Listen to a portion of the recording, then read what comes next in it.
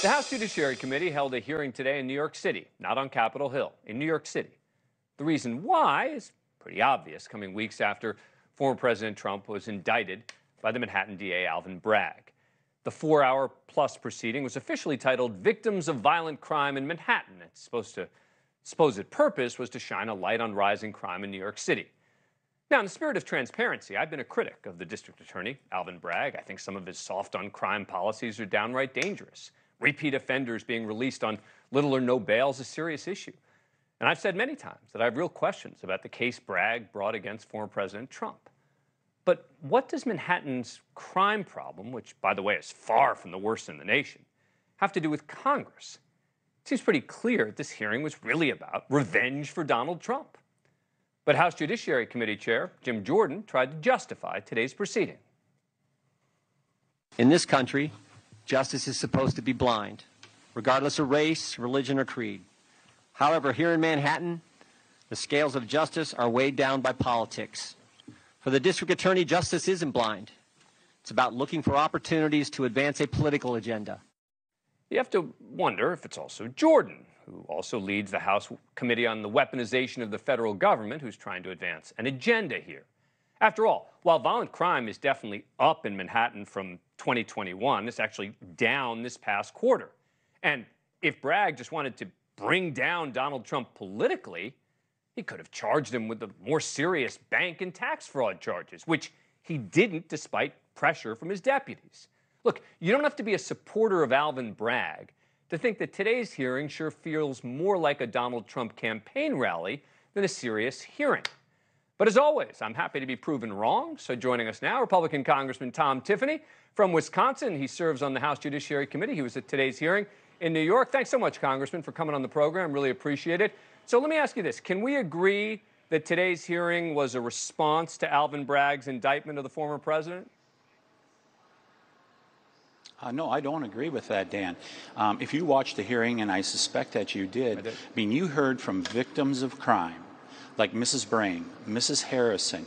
We heard from the city councilman, who is a Democrat, Mr. Holden, and they talked about how violent crime is turning New York City upside down. And remember, there's a significant number of dollars that go from the federal government to the district attorney's office.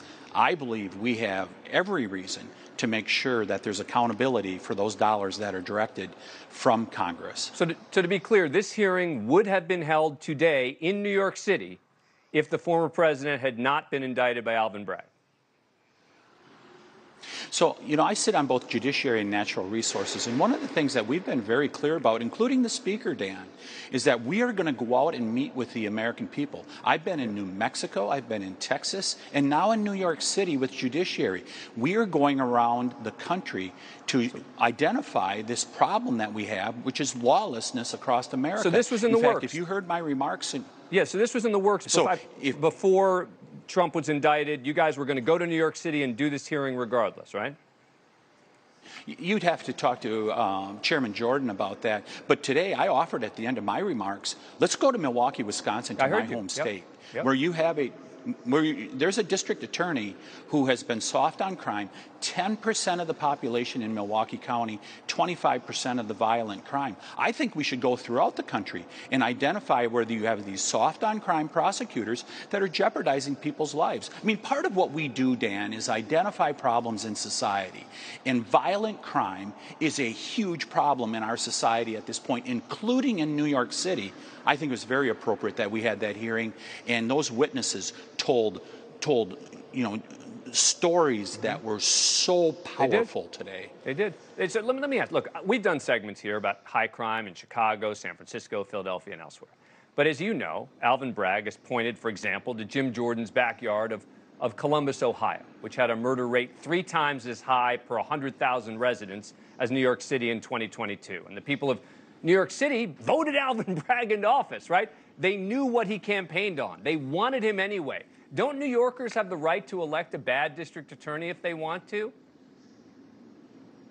They do have the right to do that, but we also have the right as congressional representatives to get accountability for the dollars we are authorizing to come from the United States Treasury to those district attorneys. I believe we have the right to do that. Thank you for watching. Go to newsnationnow.com to find NewsNation on your cable provider. And don't forget to click the red subscribe button below to get more of NewsNation's fact-driven, unbiased coverage.